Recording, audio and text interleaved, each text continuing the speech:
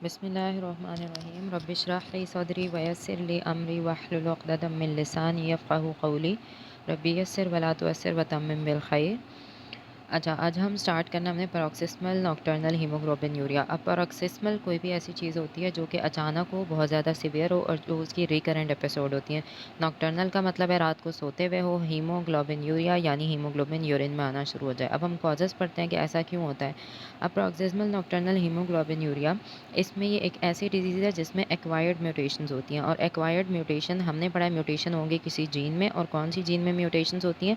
पीगा gene के अंदर mutations होती हैं। पीगा जीन होती है phosphatidyl inositol glycan complementation group A gene. ठीक है, अब जीन है, जीन क्या कराएगी? कोई ना कोई प्रोटीन करवा बनवाएगी। और प्रोटीन कौन सा होता है? वो एक एंजाइम होता है और उस एंजाइम का क्या काम होता है कि उसने कुछ मेम्ब्रेन के जो कॉम्प्लीमेंट रेगुलेटरी प्रोटीन्स होते हैं ना, यानी कि मेम्ब्रेन के कुछ ऐसे प्रोटीन्स होते हैं जो कॉम्प्लीमेंट को रेगुलेट करते हैं। और कॉम्प्लीमेंट क्या है? हमारे इम्यून सिस्टम का पार्ट है।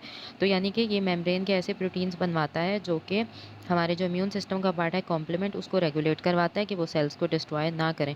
तो क्या ख्याल है, अब ये वाला जो हमारे पास प्रोटीन है जब ये डेफिशिएंट होगा, उसके डेफिशिएंट होने की वजह से क्या होगा? इम्यून सिस्टम को मौका मिल जाएगा हमारे सेल्स पे अटैक करने का।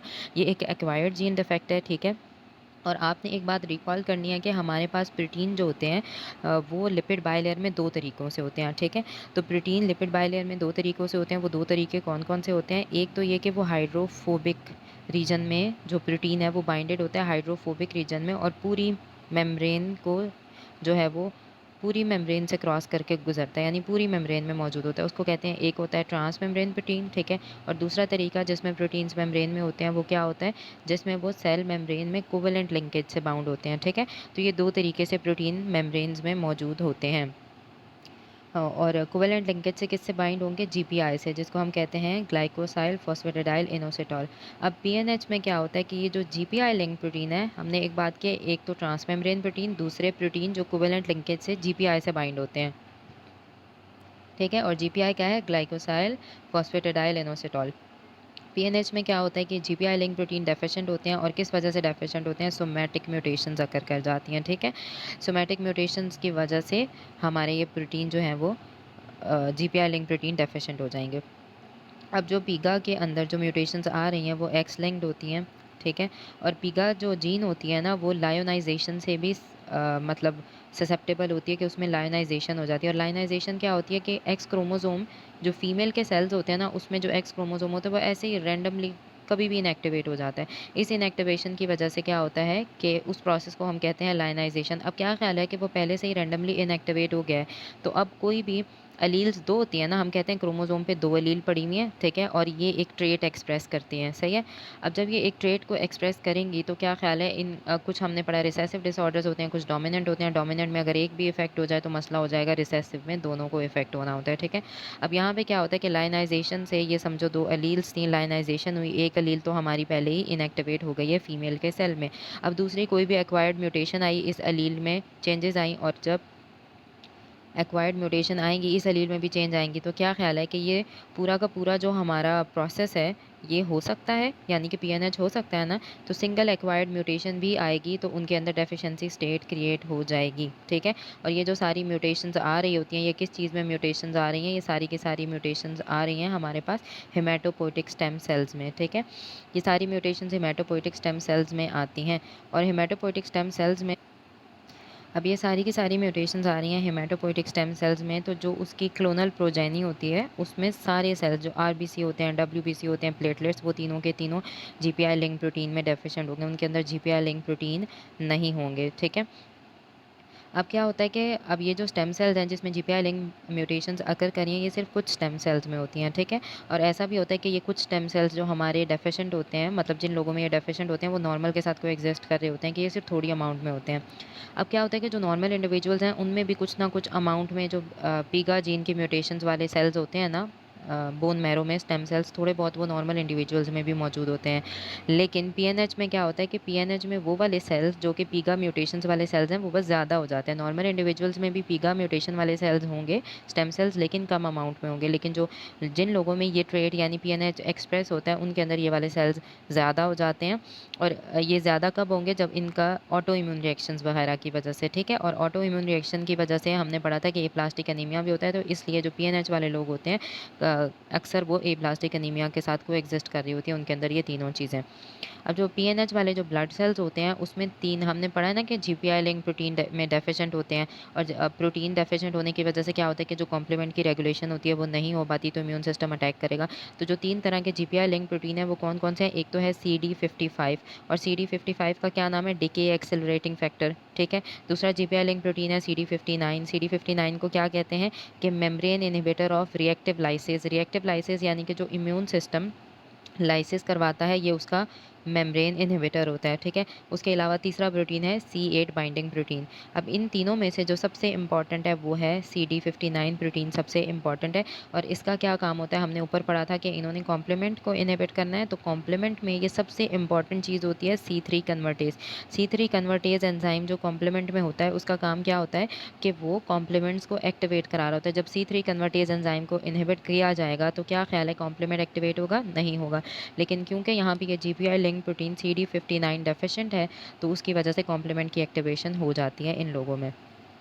अब ऐसे आरबीसीज जो कि जीपीआई लिंक फैक्टर्स में डेफिशिएंट होते हैं, आरबीसी क्योंकि हमने कहा है ना कि तीनों लीनिएजेस इफेक्ट होती हैं, तो ऐसे जो रेड ब्लड सेल्स इफेक्टेड होते हैं ना इन म्यूटेशंस की वजह से, अब उन रेड ब्लड सेल्स में क्या काम होता है? उनमें लाइसिस और इंजरी शुरू हो जाती है। क्यों? क्योंकि अब जी कॉम्प्लीमेंट एक्टिवेट हो गया और उसने हमारे आरबीसी को डैमेज करना शुरू कर दिया।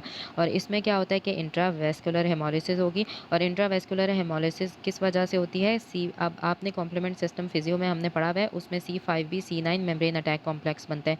ये कॉम्प्लेक्स क्या करता है कि मेम्ब्रेन अटैक कॉम्प्लेक्स जाएगा, ये आरबीसी को तोड़ना फोड़ना शुरू कर देगा और उसकी वजह से इंट्रावेस्कुलर हेमोलिसिस शुरू हो जाती है। हेमोलिसिस कैसी होती है? हेमोलिसिस होती है पैरोक्सिस्मल। मैंने बताया था पैरोक्सिस्मल ऐसी चीज़ जो सडन अकर करती है, उसकी बार बार एपिसोड्स आती हैं और बहुत सीवियर आती हैं। तो ये हेमोलिसिस पैरोक्सिस्मल होती है, नॉक्टर्नल यानी कि रात के टाइम होती है। और इसमें क्रॉनिक हेमोलिसिस चल रही होती है इन लोगों में, लेकिन उसमें से इतना हीमोग्लोबिन यूरिया जो है वो मतलब एक क्रॉनिक हेमोलिसिस चल रही होती है, लेकिन हीमोग्लोबिन यूरिया जो है वो इतना ज़्यादा नहीं होता, ठीक है। तो इस किस्म की हेमोलिसिस पीएनएच में चल रही होती है। अब इसको नॉक्टर्नल क्यों कहते हैं? रात के टाइम पे हो रही है, क्योंकि जब इंसान सो रहा होता है ना रात के टाइम पे, तो हमारी बॉडी का पीएच क्या हो जाता है? कम हो जाता है, क्योंकि हमारी पूरी बॉडी स्लो डाउन हो जाती है, हमारा मेटाबॉलिज्म स्लो डाउन हो जाता है। तो पीएच कम हुआ, तो पीएच के कम होने की वजह से क्या होता है? एसिड एक्यूमुलेट होगा, और एसिड की एक्यूमुलेशन की वजह से क्या होता है? एसिड एक्यूमुलेट होने की वजह से वहाँ पे कॉम्प्लीमेंट की एक्टिविटी स्टिमुलेट हो जाएगी। क्यों? क्योंकि जो एसिड की एक्यूमुलेशन होती है ना, एसिड एसिडोसिस कराएगा, और एसिडोसिस में कॉम्प्लीमेंट की एक्टिवेशन ज़्यादा होती है, ठीक है। क्योंकि उसको सिग्नल मिलता है, हाँ भाई बॉडी में इमरजेंसी है, एसिड बना हुआ है, तो मैंने अपने आप को एक्टिवेट करना है। क्योंकि ज़्यादातर डिजीज़ में भी हमारी बॉडी का पीएच लो हो जाता है, तो कॉम्प्लीमेंट तब एक्टिवेट होता है। अनीमिया भी होता है, क्योंकि मैंने बताया कि इसमें अनीमिया होगा आरबीसी की डिस्ट्रक्शन की वजह से, लेकिन माइल्ड टू मॉडरेट सिवेरिटी का होता है। अब जो हीम आयरन का लॉस हो रहा है यूरिन में, उसकी वजह से क्या होता है? हीमोसिड्रिन यूरिया, ठीक है। और इस हीमोसिड्रिन यूरिया की वजह से आयरन डेफिशिएंसी हो जाती है, और अगर आपने इस चीज़ को ट्रीट ना किया तो अनीमिया सिवियर हो जाएगा, और जो अनीमिया के सिवियर साइन और सिम्टम्स हैं पेशेंट उस तक पहुंच सकता है। उसके अलावा जो पीएनएच वाले लोग होते हैं उसमें डेथ किस वजह से होती है? हम कहें ना कि अगर पीएनएच के बंदे की डेथ हुई है तो किस वजह से हुई है? तो पीएनएच के लोगों की जो डेथ होती है वो थ्रोम्बोसिस की वजह से होती है, ठीक है। और थ्रोम्बोसिस का मतलब क्या है? अब हमने बात किया कि इन लोगों में जो है वो थ्रोम्बोसिस की वजह से डेथ होती है। थ्रोम्बोसिस का मतलब क्या है? ये वेसल है, वेसल के बीच में क्या है कि आरबीसी वगैरह टूट रहे हैं, कॉम्प्लीमेंट भी एक्टिवेट हुआ है, तो क्या ख्याल है एग्लूटिनेशन वगैरह हो जाती है, और वो ये जो प्लेटलेट आरबीसी वगैरह बन बन के यहाँ पे एक थ्रोम्बस सा बना लेते हैं। तो इनमें ज़्यादातर जो थ्रोम्बोसिस होती है वो वेन्स में होती है, ठीक है, वीनस थ्रोम्बोसिस होता है। और कौन कौन सी वेन्स में होती है?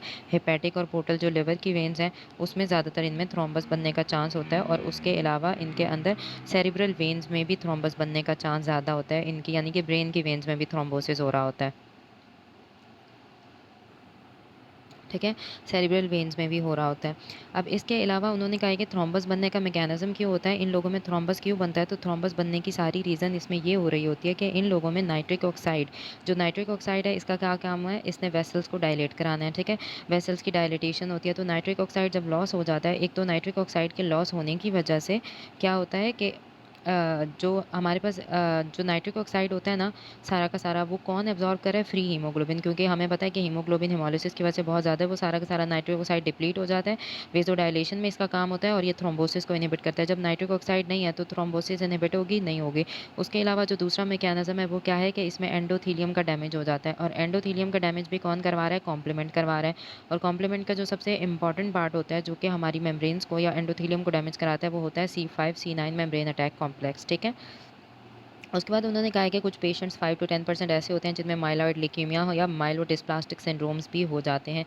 अगेन क्योंकि वेसल्स का मसला है, सारी म्यूटेशंस कहाँ पे हैं? स्टेम सेल्स में म्यूटेशन आ रही हैं, ठीक है? तो स्टेम सेल की म्यूटेशन की वजह से क्या ख्याल है, वहाँ के सेल एबनॉर्मल डिवीजन स्टार्ट कर सकते हैं, तो उसकी वजह से माइलॉइड ल्यूकीमिया यानी माइलॉइड सेल्स हैं, माइलॉइड स्टेम सेल्स हैं जो आरबीसी वगैरह बना रहे होते हैं, और माइलोडिस्प्लास्टिक सिंड्रोम के उनकी डिवीजन जो है वो एबनॉर्मल हो जाती है। तो क्यों? क्योंकि ये जेनेटिक डैमेज हो रही है हेमाटोपोइटिक स्टेम सेल्स की। अब हम आ जाते हैं डायग्नोसिस, हम कैसे बनाते हैं? पीएनएच का जो डायग्नोसिस होता है वो बनता है फ्लो साइटोमेट्री से, ठीक है? तो इन पेशेंट्स में, जब पीएनएच के पेशेंट्स में हम डायग्नोसिस बनाते हैं, वो फ्लो साइटोमेट्री से इनका डायग्नोसिस बनता है, जिससे हमें पता चलता है कि कौन से आरबीसीज हैं जीपीआई लिंक प्रोटीन में डेफिशिएंट है, और वो कौन से जीपीआई लिंक प्रोटीन में? CD59 में, ठीक है? ऊपर हमने फिगर में अभी हम देखेंगे कि कैसे हम फ्लो साइटोमेट्री करते हैं, उसमें आरबीसी वगैरह डालते हैं और पता चल जाता है कि GPI link protein deficient RBCs कौन से हैं, और पीएनएच डायग्नोस हो जाता है।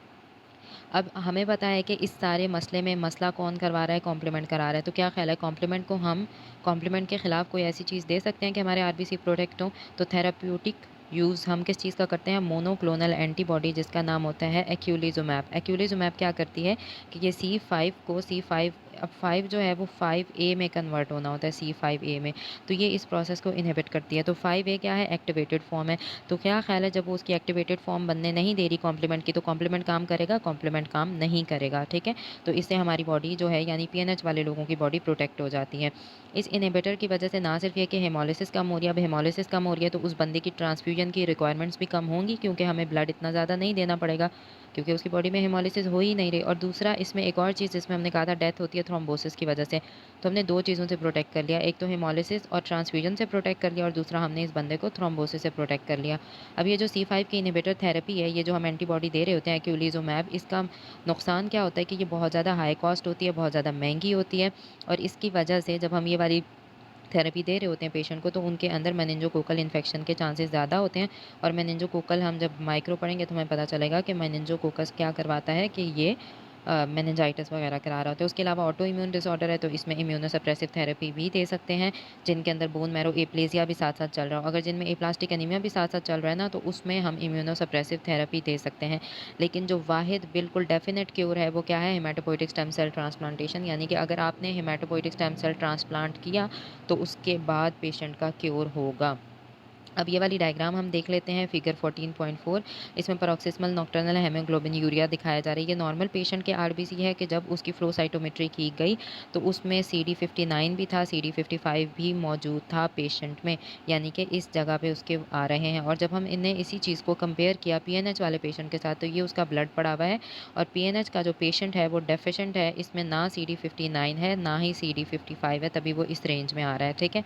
हाँ, लेकिन कुछ ऐसे रेड सेल्स हो सकते हैं, यानी कि हमने कहा है ना कि कुछ हेमाटोपोइटिक स्टेम सेल्स बीच में नॉर्मल भी होते हैं, बोन के अंदर जो पड़े हुए हैं, बोन मैरो में जो कुछ हेमाटोपोइटिक स्टेम सेल्स हैं वो नॉर्मल भी हैं। तो अक्सर ऐसा होता है कि कुछ आरबीसी ऐसे भी डिराइव होते हैं जिनमें CD59 प्लस और CD55 प्लस भी होता है, ठीक है? ये दो चीज़ें उसमें मौजूद होती हैं, यानी कि कुछ आरबीसीज ऐसे होते हैं जो नॉर्मल, जो residual normal haematopoietic stem cells हैं उससे डिराइव होते हैं, और उनमें CD59 प्लस और CD55 प्लस इन दोनों में से कोई एक मार्कर हो सकता है, ठीक है? जो ये जीपीआई लिंक प्रोटीन ही मौजूद हो सकता है उसमें, जो नॉर्मल हेमाटोपोइटिक स्टेम सेल से डिराइव होते हैं। अब आ जाते हैं हम immune haemolytic anaemia. Immune haemolytic anaemia नाम से ही पता चल रहा है कि इसमें ऐसी एंटीबॉडीज़ होती हैं, यानी कि कोई इम्यून सिस्टम का पार्ट है, और वो आएगा और हमारे आरबीसी को डिस्ट्रॉय ना हो। अब हम स्टार्ट करते हैं इम्यून हीमोलिटिक एनीमिया। इम्यून हमें नाम से ही पता चल रहा है कि इसमें होंगी एंटीबॉडीज़। ये एंटीबॉडीज़ क्या करेंगी कि हमारे आरबीसी को रिकग्नाइज़ करेंगी। अनीमिया करवाना है ना, इम्यून ने अनीमिया करवाना है, तो किसको डिस्ट्रॉय करेगा? हमारे रेड ब्लड सेल्स को, और उनकी प्रीमेच्योर डिस्ट्रक्शन हो जाती है। अब इन डिसऑर्डर को आप ऑटो इम्यून हीमोलिटिक एनीमिया भी कह सकते हैं, लेकिन हम इसको इम्यून हीमोलिटिक एनीमिया क्यों कह रहे हैं? क्योंकि इसमें ऑफेंडिंग ड्रग आ जाता है। अक्सर इसमें इम्यून सिस्टम नहीं, बल्कि कोई ऐसा ड्रग आ जाता है कि बंदे ने वो ड्रग खाया और उस ड्रग के बाद उसको ये सारा हेमोलिसिस वगैरह शुरू हुई, ठीक है। और इम्यून हीमोलिटिक एनीमिया की क्लासिफिकेशन हम उसकी एंटीबॉडी की बेसिस पे करते हैं, जिस वजह से इम्यून हीमोलिटिक एनीमिया हुआ है। अब इम्यून हीमोलिटिक एनीमिया को डायग्नोसिस हम कैसे बनाते हैं? इसका डायग्नोसिस बनाने के लिए टेस्ट है कूम्स टेस्ट, इसको याद रखना है। एक होता है डायरेक्ट कूम्स टेस्ट और एक होता है इनडायरेक्ट कूम टेस्ट, ठीक है। और इस कूम टेस्ट में क्या होता है कि एंटी ग्लोबुलिन टेस्ट होता है। इसमें बेसिकली जो डायरेक्ट है, डायरेक्ट उसको इसलिए नाम दे रहे हैं कि इसमें हम पेशेंट के आरबीसी इस्तेमाल करते हैं और पेशेंट के आरबीसी रखे और उसमें सीरम डालेंगे। हम सीरम डालेंगे, बाहर से कोई सीरम डालेंगे, और सीरम क्या होता है? जिसमें एंटीबॉडी होती है, ठीक है। हम ये चेक करना चाह रहे हैं कि क्या एंटीबॉडी आरबीसी को अटैक करती है कि नहीं करती, ठीक है। तो हमने क्या किया कि टेस्ट करना है, पेशेंट के आरबीसी लिए, उसको हमने टेस्ट के लिए डाला, ऊपर से उसमें सीरम डाला। और सीरम क्या होता है? जिसमें एंटीबॉडीज़ मौजूद होती हैं, और इसमें वो एंटीबॉडीज़ थी जो कि बिल्कुल स्पेसिफिक होती हैं ह्यूमन इम्यूनोग्लोबुलिन या ह्यूमन कॉम्प्लीमेंट, यानी कि जो ह्यूमन बॉडी में जितनी भी एंटीबॉडीज़ होती हैं और कॉम्प्लीमेंट होती हैं, उसके खिलाफ एंटीबॉडी होती हैं, ये वाली जो हम डाल रहे हैं पेशेंट के आरबीसी के अंदर। तो अगर तो इम्यूनोग्लोबुलिन या कोई कॉम्प्लीमेंट आरबीसी की सरफेस पे मौजूद है, यानी कि अगर तो वो इम्यून हीमोलिटिक एनीमिया वाला आरबीसी मौजूद है, और उसके ऊपर, क्योंकि इम्यून हीमोलिटिक एनीमिया के पेशेंट्स में क्या होता है कि उनकी बॉडी में ऐसी एंटीबॉडीज़ होती हैं जो उनके आरबीसी पे जाके बाइंड कर जाती हैं उनको डिस्ट्रॉय कराने के लिए। तो क्या ख्याल है, अगर तो वो इम्यून हीमोलिटिक एनीमिया का पेशेंट है, उसके आरबीसी पे वो एंटीबॉडी बाइंड हुई होंगी, बाहर से आपने वो एंटीबॉडी डलवाई, और ये जाके जब इनके साथ रिएक्ट करेगी तो एग्लूटिनेशन हो जाएगी और क्लम्पिंग नज़र आएगी। ऐसे-ऐसे आपको क्लम्प से नज़र आएँगे बने हुए कि टेस्ट के लिए जो आपने आरबीसी डाले थे उसकी क्लम्पिंग हो गई है। ये हो गया है हमारे पास डायरेक्ट कूम्स टेस्ट। इसके बाद हम आ जाते हैं indirect Coombs test. Indirect Coombs test में क्या करते हैं कि अब पहले हमने पेशेंट का क्या लिया था? आरबीसी। यहाँ पे हम पेशेंट का सीरम ले रहे हैं, ठीक है। अब इसमें क्या करते हैं कि पेशेंट का सीरम लेते हैं, और कमर्शियली अवेलेबल आरबीसीज़ होते हैं जो हमने टेस्ट के लिए बाहर से कहीं से लाए आरबीसी। पेशेंट का सीरम निकाला, उसमें हमने आरबीसी डाले, और पेशेंट के सीरम में वो वाले आरबीसी डालेंगे जिसके ऊपर वो स्पेसिफिक एंटीजन मौजूद है, जिसके खिलाफ एंटीबॉडीज़ ने रिएक्ट करना है। अब अगर यहाँ पे क्लम्पिंग हुई, तो इसका मतलब क्या है कि पेशेंट के अंदर इम्यून हीमोलिटिक एनीमिया हो रहा है, क्लम्पिंग हो रही है, ठीक है। बस फ़र्क दोनों में क्या है कि डायरेक्ट कूम टेस्ट में हम पेशेंट के आरबीसी लेते हैं, लेकिन इनडायरेक्ट कूम टेस्ट में हम पेशेंट का सीरम लेते हैं, यानी कि पेशेंट की एंटीबॉडी लेते हैं और बाहर से आरबीसी डलवाते हैं। और होना दोनों में क्या है? क्लम्पिंग होनी है। आरबीसी की क्लम्पिंग से हमें पता चलना है कि पेशेंट इम्यून हीमोलिटिक एनीमिया का है या नहीं है। तो इन टेस्ट का मकसद क्या है कि इससे हमें एंटीजन का पता चलता है कि अच्छा, क्या टारगेट एंटीजन पेशेंट में मौजूद है या नहीं, और दूसरा हमें पता चलता है कि एंटीबॉडी टेम्परेचर कौन से टेम्परेचर के ऊपर डिपेंडेंट है। इन दो टेस्ट से हमें ये फ़ायदे हासिल होते हैं। अब हम आ जाते हैं एंटीबॉडीज़। एंटीबॉडीज़ कौन कौन से टाइप की हैं? वार्म एंटीबॉडी होती है और कोल्ड एंटीबॉडी होती है।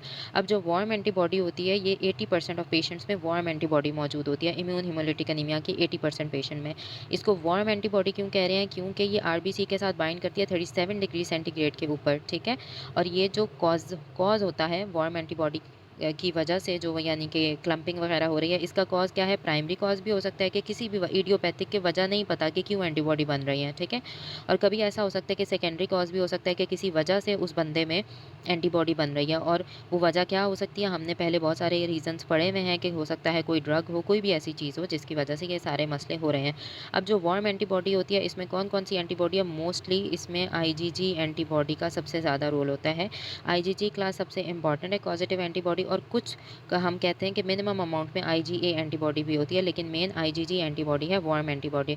अब जो आरबीसी की हेमोलिसिस होती है, इसमें वो एक्स्ट्रा वेस्कुलर हेमोलिसिस है। क्यों आरबीसी की हेमोलिसिस एक्स्ट्रा वेस्कुलर हेमोलिसिस? इसलिए है कि ये हमारे पास आरबीसी मौजूद था, ठीक है, इसके ऊपर एंटीजन मौजूद था, और ऊपर आके आईजीजी एंटीबॉडी लग गई। ये पूरा एक कॉम्प्लेक्स बन गया। अब इस चीज़ को क्या किया अब एंटीबॉडी के ऊपर एक रिसेप्टर होता है एफसी रिसेप्टर, और ये जो एफसी रिसेप्टर होता है इसको मैक्रोफेजेस ने रिकग्नाइज करना है। तो जब क्या ख्याल है कि ये पूरा कॉम्प्लेक्स बनेगा, एफसी रिसेप्टर आईजीजी एंटीबॉडी का मौजूद है, मैक्रोफेजेस उसको रिकग्नाइज करेंगे और फेगोसाइटोसिस शुरू कर देंगे। तो अब मैक्रोफेजेस कहाँ कहाँ पे होते हैं, हमने पढ़ा था कि वो हमारे पास पड़े हुए होते हैं स्प्लीन में, बोन मैरो में, लिवर में, तो वो इन जगहों पे आरबीसी डिस्ट्रॉय होते हैं। तो इसलिए हम इसको कहते हैं कि यहाँ पे होती है एक्स्ट्रा वेस्कुलर हेमोलिसिस, और आरबीसी की हेमोलिसिस हो रही है, उनकी मेम्ब्रेन लॉस हो रही है, और जहाँ पे भी मेम्ब्रेन लॉस हो आरबीसी स्फीरोसाइट्स में कन्वर्ट हो जाते हैं, क्योंकि उनका surface area to volume ratio कम हो जाता है। और इसमें क्योंकि एक्स्ट्रा वेस्कुलर हेमोलिसिस चल रही है तो कुछ ना कुछ स्प्लीनोमेगैली होती है। अब इसके कॉजेज़ की तरफ आएँ तो अब हमें नहीं पता कि एंटीबॉडी क्यों अटैक कर रही है, इडियोपैथिक कॉज़ होती है, किसी भी वजह से हो सकती है, और ज़्यादातर किन एंटीजन के खिलाफ ये एंटीबॉडी काम कर रही है, आरएच ब्लड ग्रुप एंटीजन जो आरबीसी के ऊपर मौजूद है, उनके खिलाफ ये एंटीबॉडी बन रही होती है। अब जो ड्रग इंड्यूस केसेस होते हैं जिसमें ड्रग्स की वजह से एंटीबॉडी बनती है, उसमें 2 मैकेनिज़्म है। एक तो कुछ ड्रग्स जो ऐसे ड्रग्स होते हैं जो कि एंटीजेनिक ड्रग है, यानी कि उस पेशेंट ने ड्रग खाया और ड्रग खाने की वजह से क्या हुआ कि उसके अंदर एक एंटीजेनिक रिस्पॉन्स आया, यानी कि वो ड्रग एज एन एंटीजन काम कर रहे हैं और उन्होंने एंटीबॉडी प्रोड्यूस करवाई। और दूसरे ड्रग्स होंगे टॉलरेंस ब्रेकिंग ड्रग्स, यानी कि पहले वो पेशेंट ड्रग्स ले रहा था, उससे कोई मसला नहीं हुआ, लेकिन अब क्या हुआ है कि उसकी टॉलरेंस खत्म हो गई है उस ड्रग की। जब टॉलरेंस खत्म होगी तो एंटीबॉडीज़ बनेंगी, ठीक है।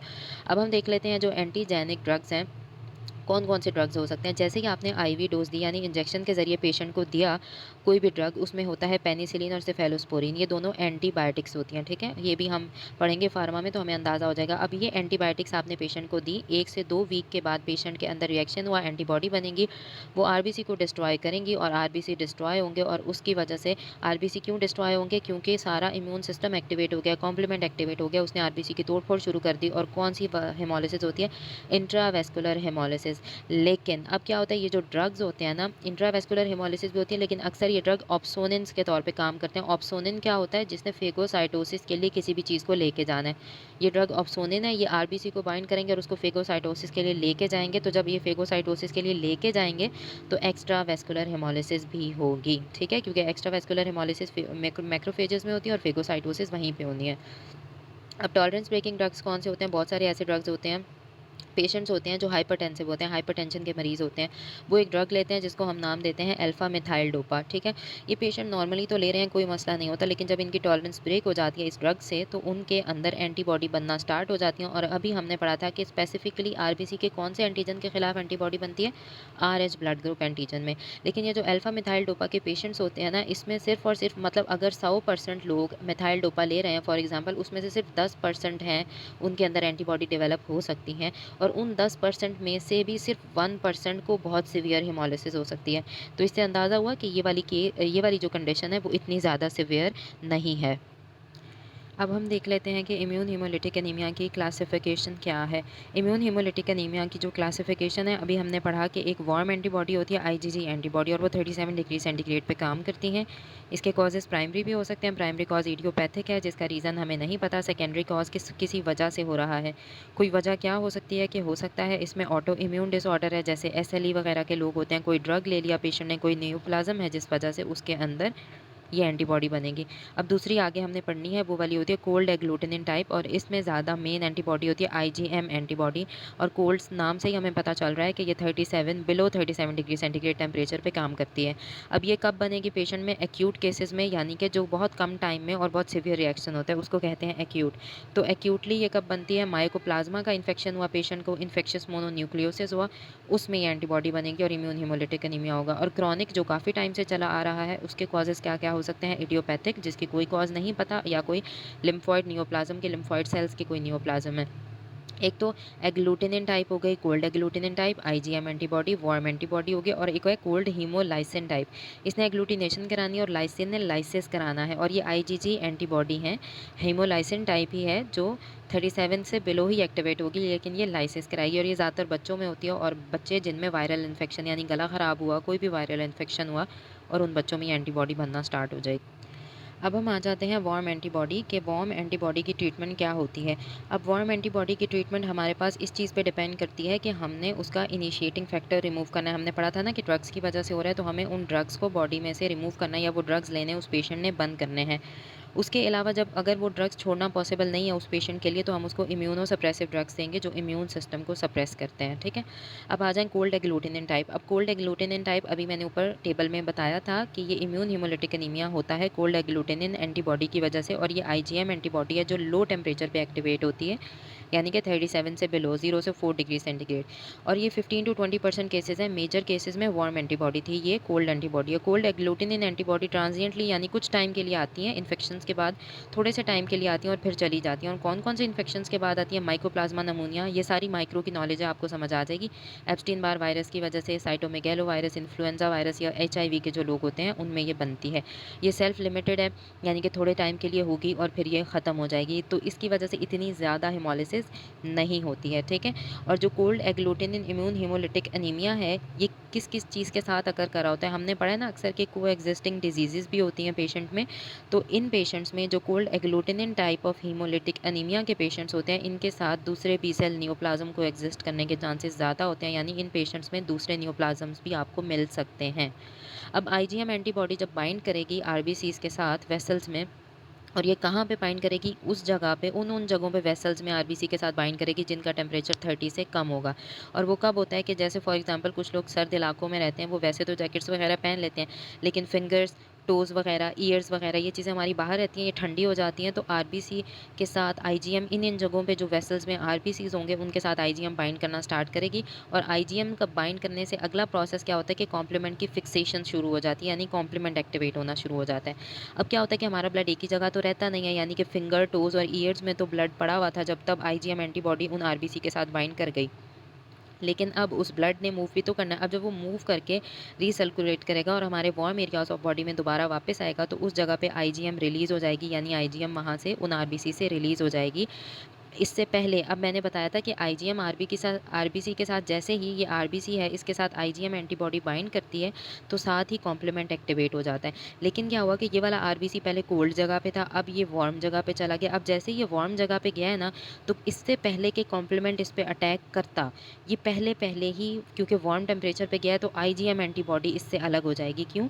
क्योंकि वार्म टेम्परेचर में हमने कहा है कि आईजीएम एंटीबॉडी नहीं रह पाती, तो इससे पहले के कॉम्प्लीमेंट इस आरबीसी को अटैक करता, आईजीएम एंटीबॉडी अलग हो गई और उसकी वजह से कॉम्प्लीमेंट की डिस्ट्रक्शन से वो आरबीसी बच गया, ठीक है। तो इसलिए ऐसे पेशेंट्स में इंट्रावेस्कुलर हेमोलिसिस इतनी ज़्यादा नज़र नहीं आती। लेकिन अब ये जो ट्रांजिएंट सा थोड़े से टाइम का इंटरेक्शन आईजीएम के साथ हुआ है, इसने कुछ ना कुछ तो करना है, तो इसकी वजह से जो सब लिटिक क्वांटिटीज़ होती है ना, C3b यानी कॉम्प्लीमेंट का पार्ट है C3b, उसकी ऐसी क्वांटिटीज़ एक्यूमुलेट होती हैं जो सब लिटिक होती हैं, यानी कि वो इतनी नहीं है कि वो लाइसिस करा सकें।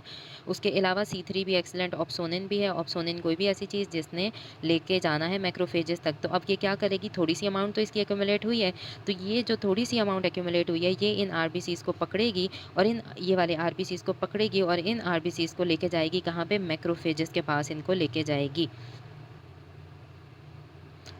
अब क्या होगा कि ये जो आरबीसीज़ को लेके जाएगी, C3b ने क्या किया, ये एज एन ऑप्सोनिन काम करेगी और इन आरबीसी को उठा के मैक्रोफेजेस के पास लेके जाएगी, ठीक है। और इन मैक्रोफेजेस की वजह से वहाँ पे हो जाती है extra vascular haemolysis. Haemolysis variable severity की होती है। उसके अलावा वेस्कुलर ऑब्स्ट्रक्शन जो हो जाती है, अब ये आरबीसी एग्लूटिनेट कर रहे हैं ना, अब ये वेसल है, इसमें एग्लूटिनेटेड आरबीसी ने क्या करा दी? ऑब्स्ट्रक्शन करा दी। तो वेस्कुलर ऑब्स्ट्रक्शन जो कि एग्लूटिनेटेड आरबीसी की वजह से होगी, अब वेसल ऑब्स्ट्रक्ट हो गया तो क्या ख्याल है आगे? पैलर हो जाएगा, यानी कि पीला पड़ना शुरू हो जाएगा बंदा, साइनोसिस होगा, नीला होगा। क्यों? क्योंकि वहाँ ऑक्सीजन नहीं पहुँच पा रही। और रेनॉल्ड फिनोमिना क्या होता है? रेनॉल्ड फिनोमिना एक ऐसा फिनोमिना होता है कि इसमें जो पेशेंट्स होते हैं ना, उनके अंदर, यानी कि जैसे ही वो कोल्ड में जाते हैं, कोल्ड में उनकी वजह से वेज़ो कंस्ट्रिक्शन हुई होती है और वो गर्म पानी में हाथ डालेंगे ना, या जो भी गर्म पानी का इस्तेमाल करेंगे, तो उंगलियों में वेज़ो डायलेशन होती है। तो पहले उंगलियां नीली होती हैं, फिर रेड हो जाती हैं जब गर्म पानी में हाथ डालते हैं, और उनमें खारिश शुरू हो जाती है और बहुत स्वेलिंग स्टार्ट हो जाती है। तो ये होता है रेनॉल्ड फिनोमिना। और ऐसे उन जगहों पे होगा जो कि कोल्ड टेम्परेचर से एक्सपोज होती हैं हमारी बॉडी के पार्ट्स, ठीक है। क्रॉनिक जो कोल्ड एग्लूटिनिन हीमोलिटिक एनीमिया है, उसको ट्रीट करना बहुत ज़्यादा डिफ़िकल्ट भी हो सकता है, लेकिन एक ही इसका हल है कि आप कोल्ड टेम्परेचर्स को अवॉइड करें, कोशिश करें कि कोल्ड टेम्परेचर में ना जाएं जिस पेशेंट को ये वाला मसला है। उसके बाद हम आ जाते हैं एक और एंटीबॉडी जो कि हमने पढ़नी है, वो है कोल्ड हीमोलाइसिन टाइप। कोल्ड हीमोलाइसिन टाइप भी ऑटो एंटीबॉडीज़ हैं और ये कराएंगी पैरोक्सिस्मल कोल्ड हीमोग्लोबिन यूरिया, ठीक है। लेकिन ये डिसऑर्डर है तो बहुत रेयर सा, लेकिन अगर हो जाए तो ये बहुत फेटल भी है, पेशेंट की डेथ भी करवा सकता है। इसमें इंट्रावेस्कुलर हेमोलिसिस है, और हम फीचर्स याद कर चुके हैं कि जो इंट्रावेस्कुलर हेमोलिसिस होती है उसमें साथ साथ हीमोग्लोबिन यूरिया भी होता है। इसमें जो एंटीबॉडीज़ हैं वो आईजीजी टाइप की एंटीबॉडी हैं और इनका काम क्या है कि इन्होंने आरबीसी की सरफेस पे जो पी ब्लड ग्रुप एंटीजन है, बाकियों में हमने कौन सा पढ़ा था, आरएच पढ़ा था, इसमें हम कौन सा पढ़ रहे हैं, पी ब्लड ग्रुप एंटीजन के साथ जाके आईजीजी एंटीबॉडी ने बाइंड करना है और जब वो बाइंड करेगी तो क्या होगा, हेमोलिसिस शुरू हो जाएगी। और कोल्ड नाम से पता चल रहा है कि ये पेरिफेरल रीजन्स, मैंने बताया है कौन कौन से, कान, उंगलियां, हाथों की, पैरों की, ये जगह एक्सपोज होती हैं कोल्ड में, तो उन जगहों पे होगा। अब कॉम्प्लीमेंट मीडिएटेड लाइसिस, अब जब एंटीबॉडी एंटीजन आपस में बाइंडेड हैं तो क्या अगला काम क्या होता है, कॉम्प्लीमेंट का एक्टिवेट होना, कॉम्प्लीमेंट एक्टिवेट होगा और वो क्या करेगा। अब लेकिन कॉम्प्लीमेंट कहाँ पे काम करता है, वो गर्म एरिया पे काम करता है। तो वो कहाँ पे काम करना स्टार्ट कर देगा, warm core of the body में। जब ये सेल्स जाएंगे तो वहाँ पे कॉम्प्लीमेंट इनको अटैक करना स्टार्ट कर देगा। ठीक है, अब ये किन लोगों में होती है, कोल्ड हिमोलाइसिन टाइप याद रखना है, वायरल इन्फेक्शन जो बच्चों में हो रहे होते हैं उनमें होती है, लेकिन ऐसे बच्चे ज़्यादातर 1 मंथ में रिकवर कर जाते हैं। दूसरा हमने पढ़ना है हीमोलिटिक एनीमिया, जो कि आरबीसी का ट्रॉमा की वजह से होता है। अब आरबीसी का ट्रॉमा किसी भी वजह से हो सकता है, यानी आरबीसी की तोड़-फोड़ चल रही है। और ये हम पहले भी डिस्कस कर चुके हैं कि वो लोग जिनके अंदर कार्डियक वाल्व्स, यानी कि जिन्होंने आर्टिफिशियल वाल्व्स लगाए हुए होते हैं, उन लोगों में ऐसे डिसऑर्डर हो सकते हैं। और माइक्रो एंजियोपैथिक यानी छोटी-छोटी वेसल्स के डिसऑर्डर उनमें होते हैं, क्योंकि मैकेनिकल वाल्व्स लगे। शेयर फोर्सेस क्या होती हैं कि यानी कि वो फोर्सेस जो कि जिनकी वजह से तोड़-फोड़ चलेगी। अब एक वेसल में हमारा ब्लड जा रहा है और ब्लड जो है वेसल की वॉल से टकरा रहा है। वेसल की वॉल कैसी है, इलास्टिक है। लेकिन अब देखो, जब कोई मैकेनिकल वाल्व लगाया हुआ है, वो किसी और मटेरियल का बना हुआ है, आरबीसी आके इससे टक्कर मारेंगे, यहाँ पे टक्करें मारेंगे, इधर मारेंगे, तो क्या ख्याल है वो आरबीसी टूटेंगे नहीं, ऑब्वियसली टूटेंगे। तो शेयर फोर्सेस जनरेट होने की वजह से जो छोटी-छोटी वेसल्स होती हैं ना, उसमें शेयर फोर्सेस का इफेक्ट ज़्यादा होता है और इसको हम कहते हैं माइक्रो एंजियोपैथिक हेमोलिटिक एनीमिया। और इसके साथ और कौन-कौन सी चीज़ें हो रही होती हैं, डीआईसी डिसएमिनेटेड इंट्रावेस्कुलर कोएगुलेशन भी होती है, ये हम आगे पढ़ेंगे। टीटीपी होता है, थ्रोम्बोटिक थ्रोम्बोसाइटोपिनिया परपरा, ये भी हम आगे पढ़ेंगे। थ्रोम्बोटिक है यानी कि अब देखो कि आरबीसी जहाँ पे जाके टकराएँगे, वहाँ पे चिपकेंगे, थ्रोम्बोसिस होगा और उस थ्रोम्बोसिस की वजह से थ्रोम्बोसाइट का डैमेज होगा और परपरा हो जाएगा। क्यों? क्योंकि थ्रोम्बोसाइट कम हो जाएँगे। हीमोलिटिक यूरेमिक सिंड्रोम भी होता है, ये किडनी में हो जाता है, किडनी की वेसल्स में हो जाता है। ऐसे लोग को मैलिग्नेंट हाइपरटेंशन हो जाती है और एसएलई और डिसएमिनेटेड कैंसर। ठीक है? तो इन चीज़ों, इन डिजीज़ेज़ के साथ ये ज़्यादातर हमें haemolytic anaemia due to trauma नज़र आता है। और most common features in disorders में क्या है, मैंने अगेन वो बात बताई है, माइक्रोवेस्कुलर लीजन्स हैं, यानी छोटी वेसल्स ज़्यादा इफ़ेक्ट हो रही होती हैं इसमें। अब हमने देखना है कि अब इसमें क्या होता है कि डैमेज क्यों हो रहा है, क्योंकि अब देखो ल्यूमेन की नैरोइंग हो गई है due to deposition of thrombi. मैंने बताया है कि आरबीसी टूटेंगे, थ्रोम्बस बनेगा, थ्रोम्बस के साथ जब टकराएंगे तो ल्यूमेन नैरो हो जाएगा। और शेयर स्ट्रेसेस, ये सारी शेयर स्ट्रेस है क्योंकि ये इंजर कर रही है आरबीसी को, पासिंग आरबीसी को। तो ट्रोमेटिक डैमेज इंट्रावेस्कुलर हो रहा है, वेसल के अंदर हो रहा है, तो आरबीसी क्या होंगे, ये आरबीसी जा रहा है, टूटेगा और इसके टूटने की वजह से क्या बनते हैं, सेल्स बनते हैं। और वो जो टूटे फूटे सेल्स बनते हैं उसको कहते हैं शिस्टोसाइट्स। बर सेल्स भी कहेंगे, हेलमेट सेल्स भी कहेंगे, ट्रायंगल सेल। और ये कब मिलेंगे, जब हम ब्लड का स्मीयर कराते हैं तो उसमें हमें ये सारे नज़र आना शुरू हो जाएंगे। ठीक है, ब्लड स्मीयर कराओगी, स्लाइड पे देखोगी तो तुम्हें इस तरह के सेल, वो शिस्टोसाइट्स, बर सेल्स, स्टेम सेल्स नज़र आएंगे। और ये कुछ की कॉन्सेप्ट्स हैं रिवीजन के लिए। हेरिडिटरी स्पीरोसाइटोसिस और थैलेसीमिया भी हमने पढ़ना है। Sickle cell anaemia, hereditary spherocytosis हम पढ़ चुके हैं, थैलेसीमिया और सिकल सेल पढ़ना है।